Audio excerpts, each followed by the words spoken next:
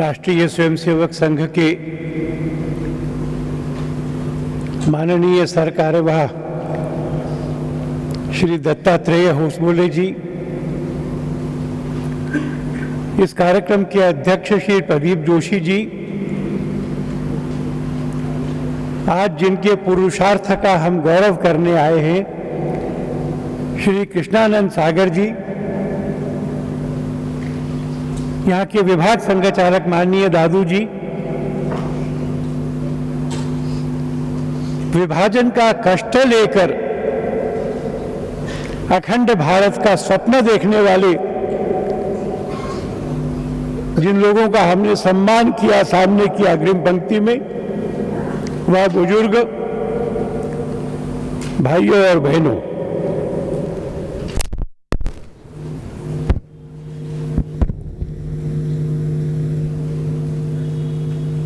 ये कार्यक्रम एक नई भाव भूमि में चला गया है। कुछ सोचा था कि क्या बोलूंगा, पर जो सोचा था वो बोलना रेलेवेंट है कि नहीं पता नहीं।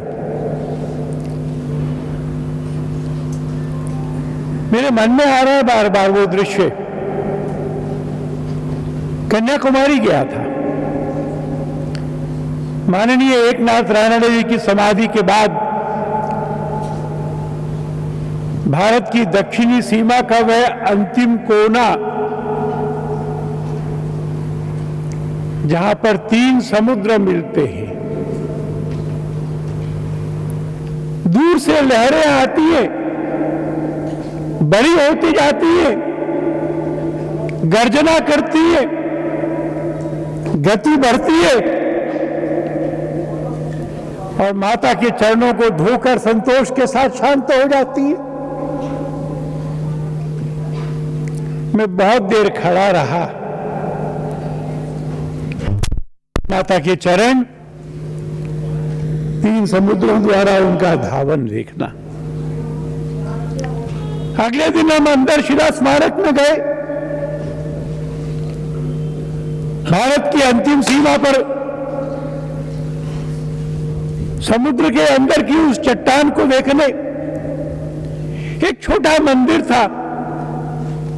उस मंदिर में नीचे पत्थर है, पत्थर पर एक चरण के चिन्ह है, एक चरण।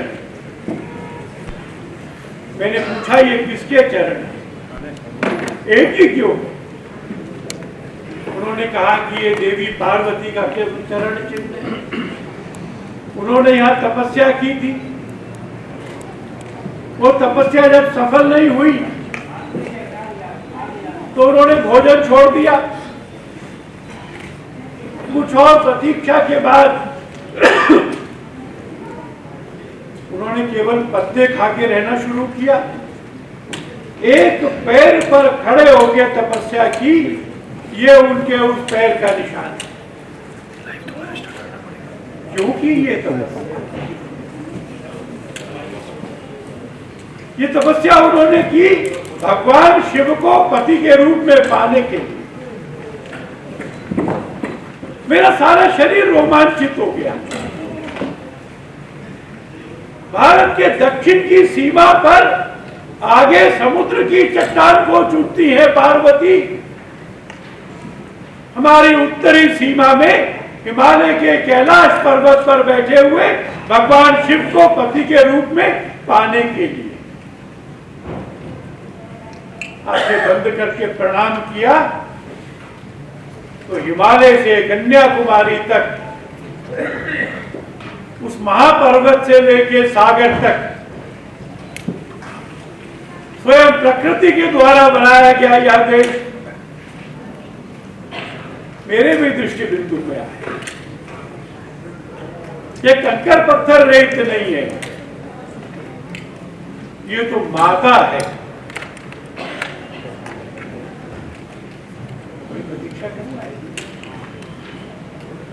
आवाज आ रही है भाई साहब? आ रही है। तो ये कंकर पत्थर रेत नहीं है, ये तो माता है, माता है। और इस मां को प्रकृति ने बनाया है।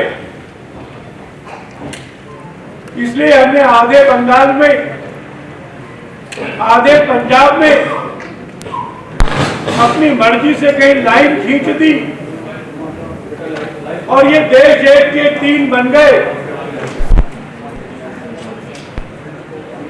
ये ना तो प्रकृति का सत्य है, ना इतिहास का सत्य है। मैं कई बार सोचता हूं कि इसके दोषी कौन कौन है और ये दोषी कौन कौन है, इसका उत्तर आज पूरे समाज को जानना भी होगा। मैं इलाहाबाद गया था, जवाहरलाल नेहरू जी के घर पे गया था। वो म्यूजियम बन गया है, उसमें एक चित्र है। उस चित्र में कांग्रेस के सब बड़े नेता दिखे, सबने ऐसा हाथ उठाया हुआ था, दायां हाथ। उस चित्र के नीचे शीर्षक था, ऑल इंडिया कांग्रेस कमेटी की मीटिंग में उपस्थित प्रतिनिधि भारत के विभाजन के प्रस्ताव को अपनी सहमति का वोट देते हुए। वो बूढ़े हो गए थे, थक गए थे, जल्दी थी सत्ता प्राप्त करने की।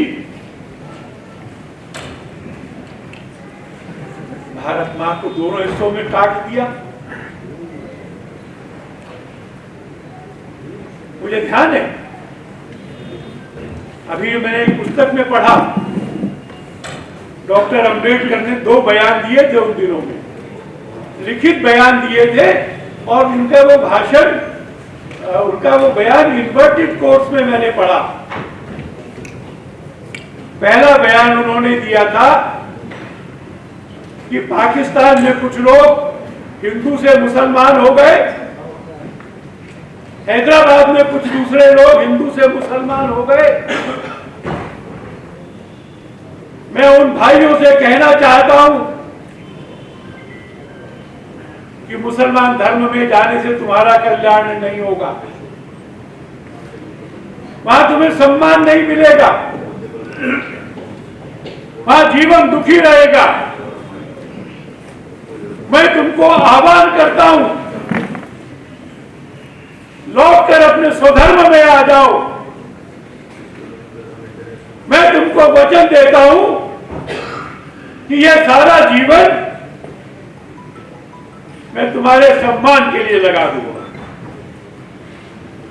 इसके पहले 17 में भी जब एक गांव के लोगों ने मुसलमान होने की घोषणा की थी तो अंबेडकर जी ने रोका था। दूसरा वक्तव्य उन्होंने दिया था, और मैं अपना वक्तव्य नहीं दे रहा हूं, परिषद का नहीं दे रहा हूं। उन्होंने कहा था एक्सचेंज ऑफ पॉपुलेशन के बारे में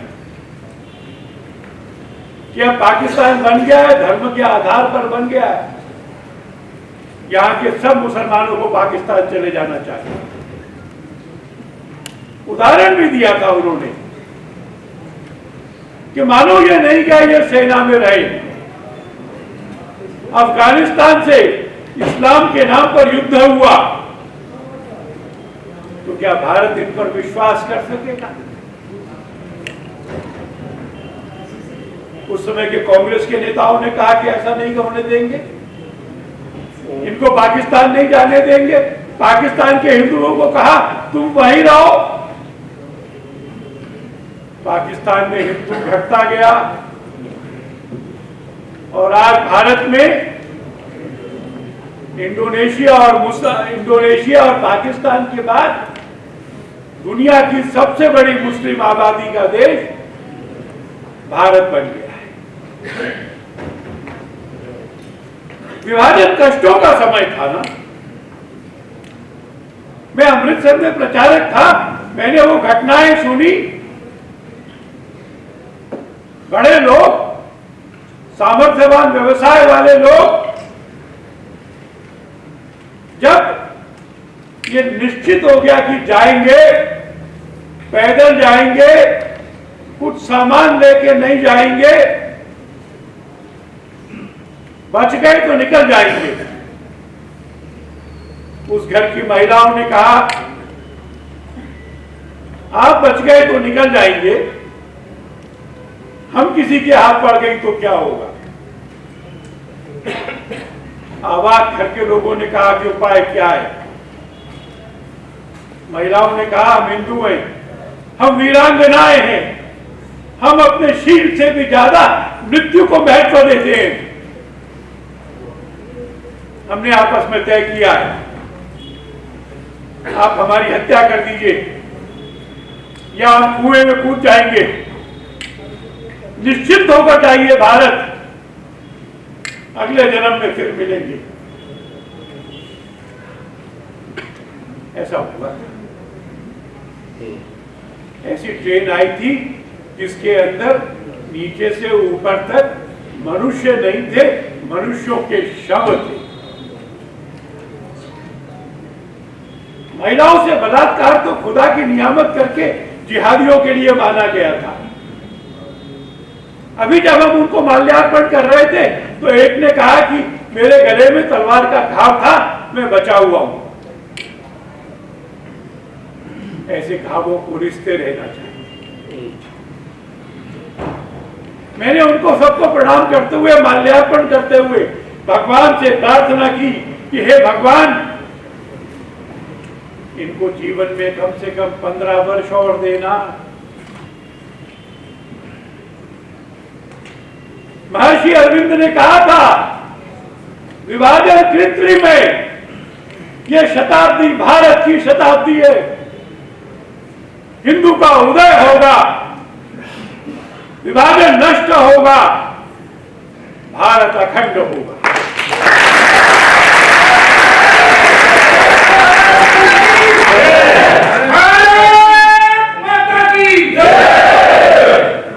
और मैंने 15 वर्ष इसलिए मांगे कि आने वाले समय में देखने की दृष्टि रखने वाले महापुरुषों में वरेण्य राष्ट्रीय स्वयंसेवक संघ के पूजनीय सरसंघ चालक जी ने कहा है, 25 वर्षों में नहीं, अज्ञात भविष्य में नहीं, हमारी कल्पनाओं में नहीं, इस धरती पर 15 साल में हम अखंड भारत की निर्मिति करेंगे। अखंड भारत की कैसे सौभाग्यवान पीढ़ी है हमारी। 500 साल के संघर्ष के बाद में हम राम जन्मभूमि पर मंदिर बनते देख रहे हैं, और मैं आज आपको यहाँ निमंत्रण देने की स्थिति में हूँ। अगले वर्ष मंदिर का निर्माण पूरा होगा, 2024 में जन्मभूमि पे रामलला के दर्शन करने चलना।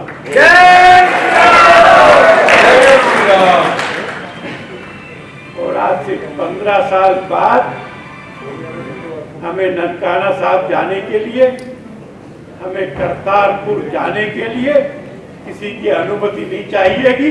एक देश होगा, आनंद से जाएंगे, दर्शन करेंगे। पर मैं मानता हूं कि एक बड़ा उद्धार है जो कृष्णानंद सागर जी ने किया। कई बार जब कोई सद्गुण बहुत बढ़ जाता है तो थोड़ा नुकसान भी करता है।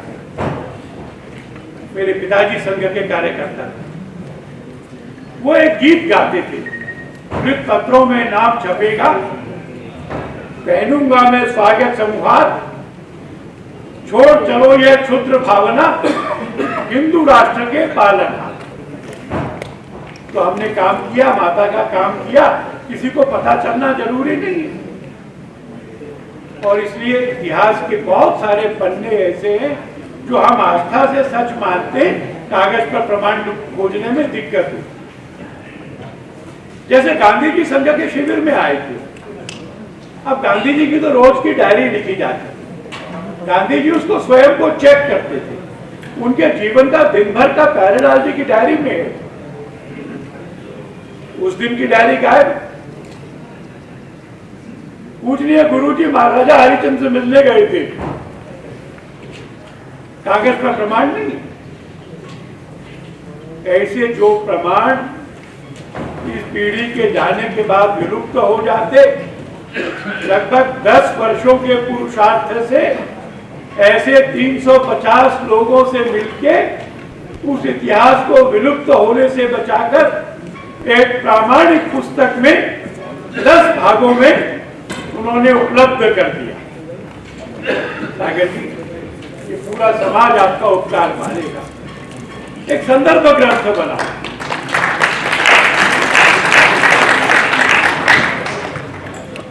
प्रत्येक घटना और खास तौर पर वो घटना जिसमें रक्त बहा था, उस रक्त को माथे का चंदन बनाकर उन सब स्वप्नों को साकार करने के लिए जो स्वप्न हम संजो कर चले, राष्ट्र का परम वैभव, संस्कारित हिंदू समाज की संगठित शक्ति,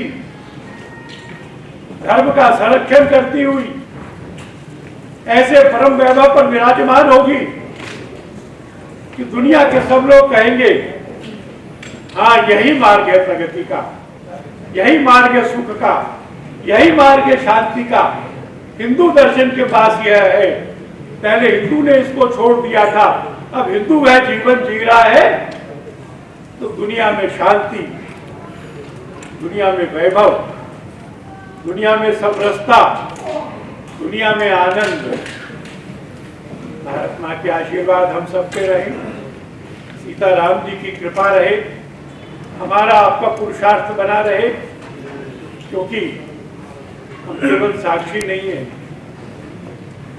हम भगवान की उस वानर सेना के अंग भी हैं जिनके जिम्मे कुछ ना कुछ काम भगवान ने इस पुनर्निर्माण में लगाया है।